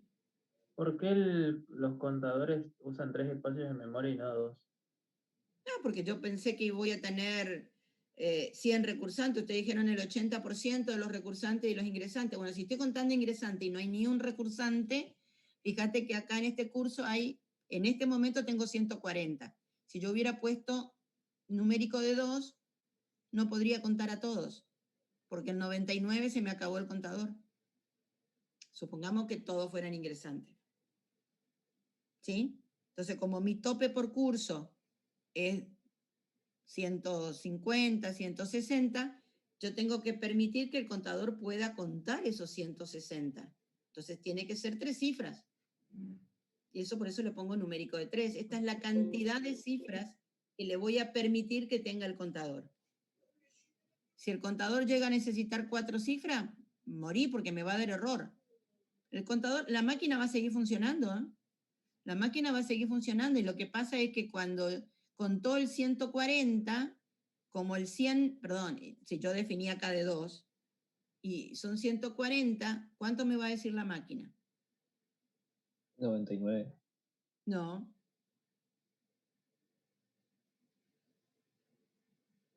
No. Si yo acá definí numérico de 2 y ustedes son 100, ahora 41, la máquina me va a decir 41, porque la máquina sigue contando y me informa el tamaño de lo que yo le pido. Entonces el contador numérico de 2 me dice 41. ¿Está? La máquina, por supuesto, no me dice, mira, vos sos una estúpida, me pusiste 2 decimales, 2 números y eran 3, sino que ella cuenta. Ella hace uso de una memoria temporaria que tiene y cuenta. y después me informa que eran 41. La decena no se la permití porque no le puse 3 acá, le puse 2. ¿Está? ¿Y qué pasa si le pongo 4? ¿Cuál va a ser el numerito que me va a informar? 141. 141, porque el 0 a la izquierda no vale nada. ¿Está? O sea, me tengo que acotar, pero tengo que pensar bien, porque si me puse un tamaño más grande, no importa, la máquina igual me lo va a decir el valor correcto. Pero si puse un tamaño más chico, me lo va a truncar, ¿sí? Me lo va a cortar en el valor dependiendo de lo que yo le dije. Y va, O sea obviamente, que la máquina trunca de derecha a izquierda. los numéricos sí, los alfanuméricos al revés. O sea, acá te va a truncar el 1 del 100 de la decena, ¿sí? Y en el caso de los alfanuméricos te va a truncar al final. O sea, mi apellido, supongamos, Giovannini. Si hubiera puesto que tenga 5 cifras, va a llegar hasta la A de Jehová y el Nini me lo va a dejar afuera, no me lo va a informar. ¿Está? Tiene que ver con sí, cómo alinea los datos. Los alfanuméricos siempre se alinean a izquierda, los numéricos se alinean a derecha. ¿Sí? Profesora, vio que usted unió dos variables, ¿no? Cont R y cont I. Con una También las puedo, claro, con una coma. Así puede ser, y también puede ser cont R 2.N3 y después abajo cont I 2.N3, ¿verdad? Claro, vos podrías haber hecho con R, 2 puntos, poner numérico de 3.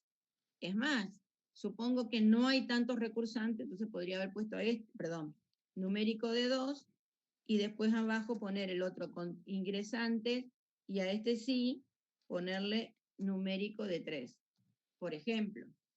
Ahora, si los dos van a tener 3,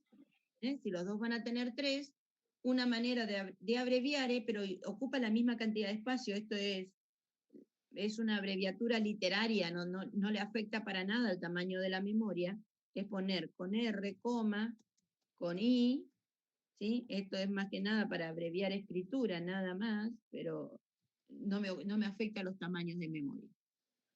Los dos son Claro, y entonces también puedo juntar dos variables que ocupen, por el mismo ejemplo, tamaño, real. sí, ¿sí? Ok.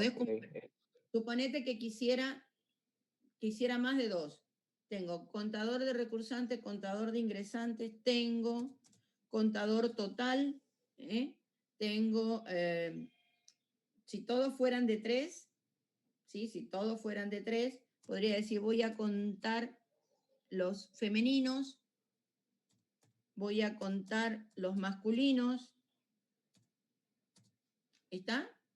Puedo poner la cantidad que quiera, pero ojo, ahí todos están teniendo 3 dígitos posibles, cada uno de ellos. ¿Está? Listo. Sí, sí. Muy bien. Entonces, bien. Entonces acá terminó mi ambiente y acá comienza mi algoritmo, ¿no es cierto? Lo primero que hacemos cuando tenemos contadores, por eso ponemos la palabra con, medio que la usamos reservadamente, no es una reserva, pero es una convención, digamos, de poner a los contadores asignándoles 0. Lo primero que tengo que hacer en todo algoritmo es asignarle a 0. El símbolo de asignación es una acción, ¿sí? El símbolo es el 2 punto igual. Acá, fíjense, estoy juntando dos símbolos. Estoy usando el símbolo el símbolo de 2 puntos y el símbolo de 2 puntos igual, ¿sí? Pero, este simbolito, cuando va junto, significa asignación. Es decir, la que está a la izquierda es la dirección de memoria y lo que está a la derecha es el valor que le voy a colocar en esa dirección de memoria. Es asignación. Y en este caso, cuando le pongo un valor, es una asignación simple, una asignación pura. Le pongo 0 al contador, 0 al contador de ingresantes. Le voy a pedir yo tengo verbos de entrada, verbos de salida. Verbos de salida es el verbo escribir, este que tengo acá. Esto sale en la pantalla, por eso es verbo de salida. En la pantalla, en la impresora, verbo de salida. En este caso va a salir en la pantalla. Los verbos son funcionales, significa que si yo escribo un verbo,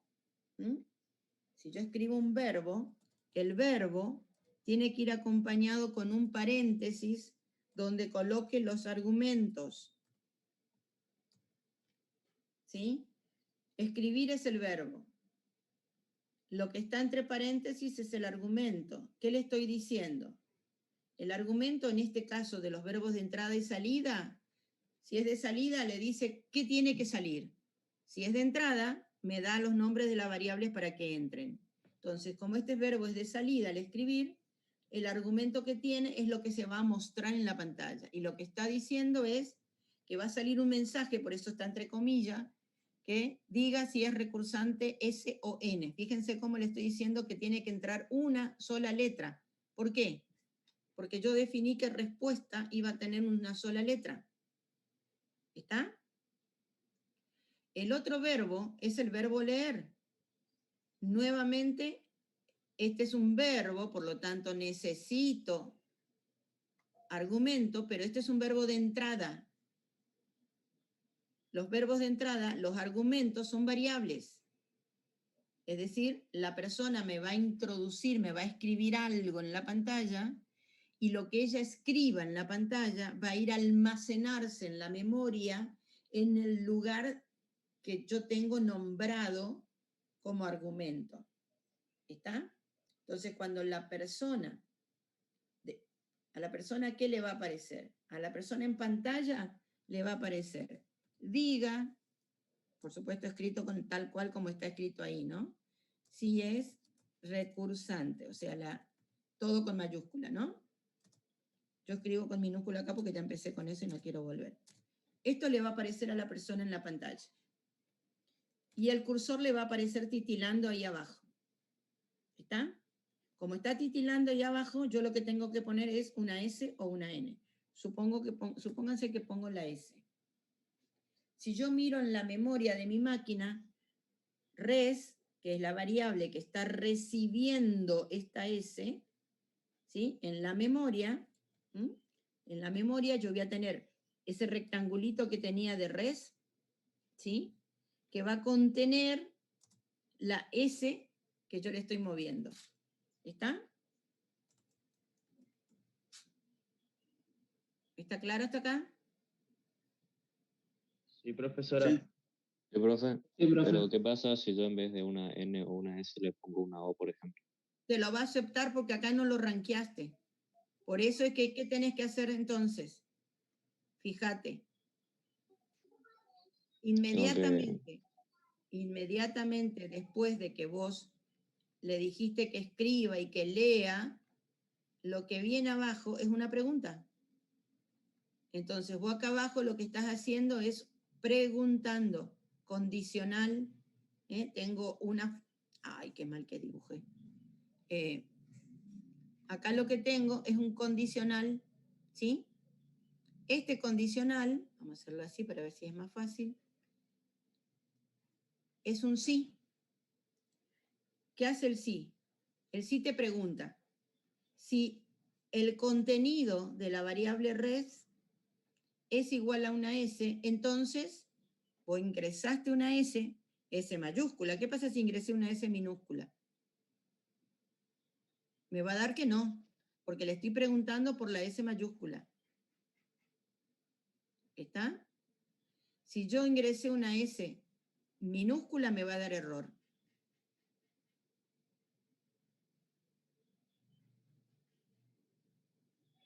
¿Se ubican, chicos? Entonces, tiene que ser exactamente lo que vos le pediste que la persona responda. La salida por el sí, por el entonces, esto lo sí vieron ustedes en el seminario, ¿no? Sí. Sí. Bien. La salida afirmativa, que es el entonces, me va a hacer que yo pueda contabilizar a los recursantes. Si yo tengo miedo de que la persona hubiera escrito cualquier cosa, ¿sí? Yo lo que debería hacer es en vez de escribir acá el contrario, debería estar haciendo otra pregunta. Si el res es igual, ahora entre comillas, a la n mayúscula, entonces recién ahí hacer que la cuenta de los ingresantes fuera igual a la cuenta de los ingresantes más 1. ¿Sí? Entonces, de esa manera estoy testeando perfectamente que la respuesta sea correcta. Y entonces acá, si no fue ni una S, ni fue una N, entonces por el contrario, le tendría que avisar que escribió error. ¿Por qué? Porque no contestó como debía haber contestado. ¿Está hasta ahí? De esa manera, ahí estás previendo que la persona no haya escrito correctamente lo que vos le pediste. Por supuesto, este fin del sí y el otro fin del sí que iría más abajo, ¿no? Lo que pasa es que acá me quedó... ¿Sí? Este otro fin del sí es el sí mayor, que debería estar abajo de todo. ¿Está hasta acá? Si vos tenés duda que la persona, tendrías que escribirlo de esta manera. ¿Cómo puedo hacer para que la persona sí o sí me responda una S o una N y no tenga que hacer esta preguntita de más de error? Pongo Bien. rango. Claro, pero el problema es que con la S y la N el rango es muy grande. De la N a la S tenés la O, la P, la Q, ¿sí? Entonces, como es alfabético, el rango es muy grande. Una constante. Lo que podría haber hecho es haber definido acá arriba, lo que pasa es que no le quiero complejar la vida, pero bueno, haber definido acá arriba que res fuera un conjunto, ¿sí? Si res es un conjunto, yo le puedo decir que solamente puede ser, perdón, alguno de estos valores. S, coma, la N mayúscula. Pero, de esa manera, si la persona, ¿vieron cuando ustedes escriben algo y la máquina automáticamente les anula lo que ustedes escribieron? Qué sé yo, se van a hacer algo por computadora, algún tipo de encuesta, etcétera, y la máquina, ustedes le ponen una S chiquita y la máquina les vuelve hacia atrás, no le deja. Bueno, es porque lo que está adentro está definido de esta manera, está definido como conjunto. Entonces, la persona cuando acá escribió, si no puso una S mayúscula o una N mayúscula, no le deja seguir avanzando. Le va a quedar ahí parada y le va a decir, escriba bien. ¿Está? Esto se llama conjunto. Estoy definiendo un conjunto de valores. ¿Estamos hasta acá? Esa es otra manera. Entonces ahí sí podría evitarme hacer esta pregunta porque seguro que es o una S o una N. Es más seguro. Profe, entonces, cuando nosotros tenemos que escribir o llegar a la última acción, digamos, cuando nosotros definimos el conjunto, al final nos quedaría si la respuesta es igual a S, ponemos ese caso, nos queda contador de recursantes. Claro, si la respuesta es igual a S, te va a escribir, te va a incrementar al contador de recursante, porque le está diciendo que es recursante. Y de lo contrario, está incrementando al contador de ingresantes. Claro, ahí también se puede usar el si no, ¿puede ser? Sí, en la práctica te van a dejar poner si no en vez de contrario. A mí no me gusta el si no. Ok. Pasa que en el seminario, en la modalidad libre, nos habían mostrado el si no también. Sí, lo que pasa es que el si no, el problema con el si no es que cuando empezamos a enganchar preguntas, podés haber enganchado una pregunta por negativo, y entonces es sí, no tal cosa. Acuérdate que tenés el not, que normalmente la T del not no la escribimos, ponemos el no. Y entonces ahí no sabes si es el sí no o estás negando algo. Claro, entiendo. Gracias, profe. Bueno, creo que estamos en hora, ¿no?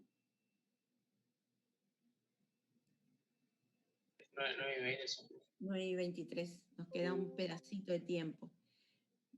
Bien.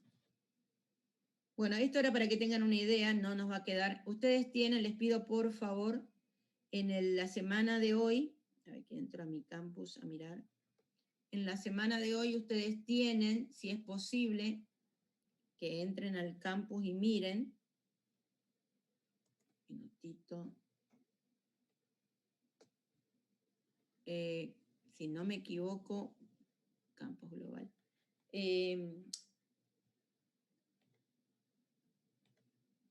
Dame 2 minutos para mostrarle a ver qué es lo que tienen en esta semana. No sé si lo habilité, por eso voy a mirar. Sí, está habilitado. Tienen tipos de datos y estructuras de datos, ¿sí? Y entonces ahí tienen un PDF que era teóricamente el que deberíamos haber llegado a ver hoy, que no lo hemos visto. Se los comparto para que vean. Denme 2 minutos. Clase... Esto. ¿Ve? ¿Están viendo la pantalla? Esta es la semana de hoy, ¿sí? Entonces, en esta semana, ustedes tienen algo acá que dice clase profesora Giovannini. ¿Está? Esta clase profesora Giovannini tendríamos que haber visto hoy la teoría, es la teoría de acciones. Entonces, mírenla para la próxima clase si vamos un poquito más rápido. ¿Está? Y acá tienen un cuestionario que, ojo, este cuestionario que tienen hasta el domingo, ¿sí? Cumple una doble función. O sea, por un lado es uno de los cuestionarios, ¿se acuerdan que yo les dije que los cuestionarios van a estar numerados, cuestionario 1, 2, 3, 4, los cuales al final del año el promedio tiene que dar 6, pero este cuestionario tiene un doble sentido. Por un lado es un cuestionario y por otro lado me sirve para tomarlo como asistencia a la clase de esta semana. Así que no dejen de hacerlo porque si no van a tener ausente en la clase de esta semana. Profe, ¿entendí mal o ese cuestionario tiene nota?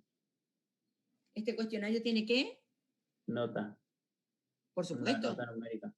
Tiene una nota numérica. Todos los cuestionarios tienen nota numérica. Todos.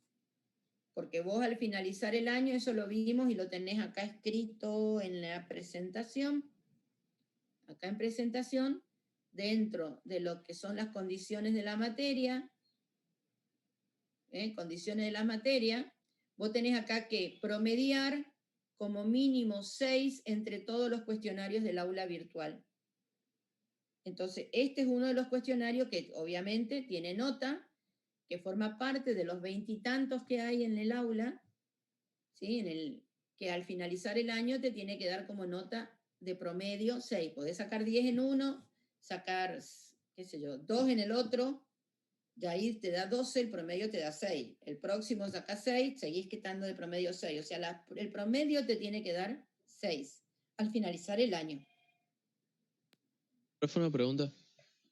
Sí, la gente que todavía no puede ingresar al campus global, ¿cómo haríamos? Bien.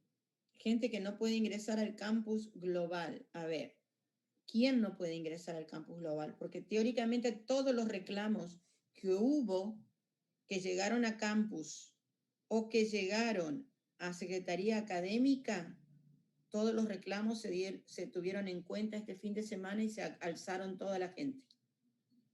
Así que, ¿por qué no estás pudiendo ingresar? ¿O reclamaste? Y sí, reclamé antes de comenzar las clases. Pero, o sea, y reclamé a todos los mails que habían mandado. Pero no sé, voy a ver qué onda y de última mando otro reclamo. Palacios Cluster, Matías. Cluster, a ver, ¿así se escribe? Sí, con K. Ahí lo pongo en el chat. Bueno, y voy a Yo mirar. también reclamé, pero Me parece, tampoco me miré solucionaron. todos los reclamos. Yo miré todos los reclamos, chicos, y no tengo ningún. Yo no tengo ningún reclamo Cluster. Por eso te digo. Sí, onda, a mí me dieron el número de bajo, pero no el alta en el campus global. Eso. Está bien. Aquellos que no podían ingresar al campus por X causa, tenían que mandar un mensaje a campus@frr o campus@gmail. ¿Vos lo hiciste? Sí. ¿Hiciste Sí. ¿Sí hiciste el reclamo a campus? Sí. Si hiciste el reclamo a campus, yo ya te di de alta. Porque todos los reclamos se atendieron, todos. Bueno, voy a ver entonces. Y si es que no puedo, avisa. No puedo avisarme, pero ya te digo que yo di todos los reclamos. Por eso me está llamando la atención de que no puedas. Profe, ¿usted está a cargo de los reclamos de su materia solamente o de todo el campus? De todo el campus. Yo hace unos días hice un reclamo porque me desapareció la materia de física y todavía no me la cargaron. O sea, antes la Y tenía. también me pasó lo mismo, profe. Y yo hice el reclamo de 4 días. A mí también. La semana pasada tenía y ahora no tengo. Bueno, eso que les desapareció la materia, ustedes saben que eso fue el profesor que les dio de baja, porque yo no di de baja a nadie. Porque me vea que soy... Pero bueno, manden a campus@gmail. Cuando manden el reclamo tienen que poner de qué carrera son. Tienen que poner si son ingresantes, o sea, 21, si son ingresantes actuales, ¿no? O si no, si son ingresantes viejos, de qué año ingresaron. O sea, su DNI, de qué carrera son, el año de ingreso, el apellido y el nombre. Y en qué materia están teniendo problemas. ¿Sí? Yo con eso, pero ya miré todos, o sea que teóricamente no debería faltar nadie. Profe, ¿podría escribir cómo es el correo? Porque yo hice un reclamo el martes a campus y a alumnado y no me respondieron todavía. Es sobre análisis matemático. Yo soy recursante y me inscribieron en la materia cuatrimestral y tendría que estar en la anual y todavía nadie Bien. me responde. Sí, campus@gmail.com. ¿Pero dónde está escribiendo esto? Campus. Porque me parece que mandé al correo correcto, pero por las dudas, porque no recibo Este es respuesta todavía. Y este es el otro, campus@frr.utn.edu.ar. Alguno de esos dos correos, o a los dos. Y a Secretaría Académicas aparte, ¿no? Pero yo no, los únicos que nos están quedando por dar de alta son aquellos que son la ordenanza 1648, que es lo de recursantes regulares. Pero no, ningún otro, por lo menos que yo haya tenido mensaje en campus. Profe, habla. Yo al CISACAT no puedo entrar todavía. No, CISACAT no es mío, chicos. Yo no tengo nada que ver con el CISACAT. CISACAT tiene que mandar a alumnado y tiene que mandar a Secretaría Académica. Es más, yo tomo la información del CISACAT. Si no estás en el CISACAT, no te puedo dar de alta, obviamente, porque no estás en el CISACAT. Pero no es que yo doy de alta en el CISACAT. Tengo el número de legajo, pero no puedo ingresar. ¿Es número de legajo y documento? ¿Probaste? Sí, probé. Tu número de legajo, perdón, tu número de legajo es 100 millones y algo, 100.000, perdón. Es 103 o 105. Ese es un legajo temporario, no vas a poder ingresar. Ese es porque te está faltando algún papel. ¿Te faltaba Creo que a todos los ingresantes, profe, nos dieron legajos temporales, porque todavía no se pueden presentar los documentos. No, porque hubo gente que tiene legajos definitivos, pero no sé. Yo también tengo temporal y me deja entrar, digamos. Bien. Sí, con el 100 no pueden ingresar, eso seguro, pero ustedes los ingresantes están todos dados de alta automáticamente en las materias, así que no necesitas por ahora ingresar al CISACAT. No sé, Agustín es el que está, hay dos que están levantando la mano, no sé si alguno de ustedes que está hablando. Uno es Agustín. No, profe, yo era... ¿por dónde mandó el correo? Pues, no sé si envió. Creo que no apareció. Perdón. Espera. Contesté a forma privada, espera. Ufa.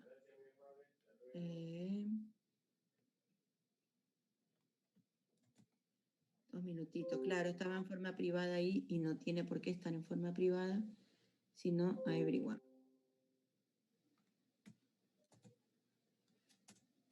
Ahí sí.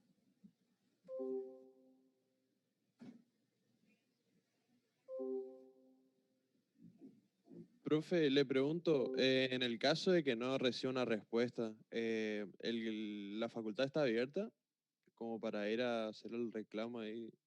La facultad no. ¿No? La facultad para ese tipo de cosas no está abierta. Simplemente tienen que mandar todo por correo. Ok, está entonces.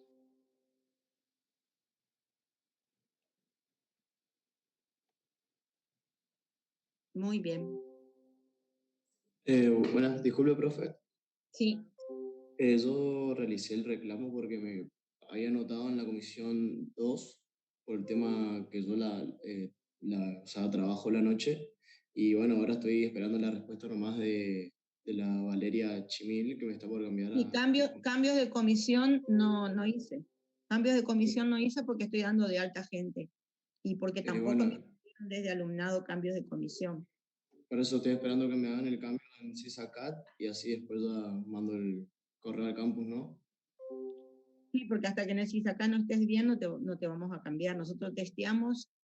Los cambios de comisión tienen que venir autorizados por Secretaría Académica.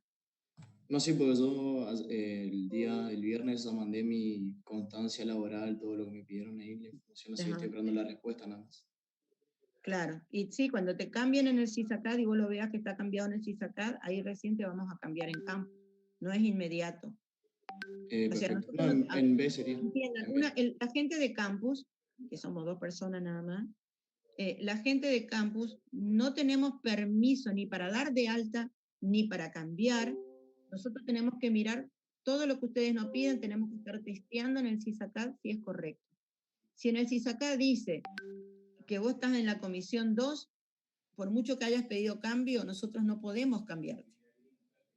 ¿Está? O sea, no tenemos permiso, no somos alumnado, somos No, campus, sí, sí. o sea, somos un reflejo de lo que el CISACAD nos dice. No sé si se entiende, profe. Así que ese es el problema. Si no te cambian el alumnado, no te vamos a poder cambiar. Dale, perfecto. Hasta luego, profesora. No, de nada, al contrario. Profe, le tengo una consulta porque no está habilitado todavía el cuestionario de la clase de hoy que dijo que... Refresca tu pantalla. Sí, lo hice y no me aparece. Refresca la pantalla porque está habilitado. Profe, Si no, ¿y cómo salí se de llega? recién podía entrar. ¿Cómo se llega al cuestionario? ¿Están en la unidad de...? Está en el aula, chicos. Está en el aula en donde dice tipos de datos y estructuras de control. ¿Es la actual? Ah, claro, sí. No me aparecía. Recién me apareció. Gracias. Ok. Bueno.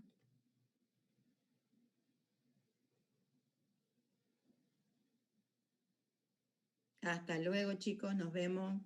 Bueno, profe, nos vemos. Nos vemos, Profe, yo tengo una pregunta. Adiós.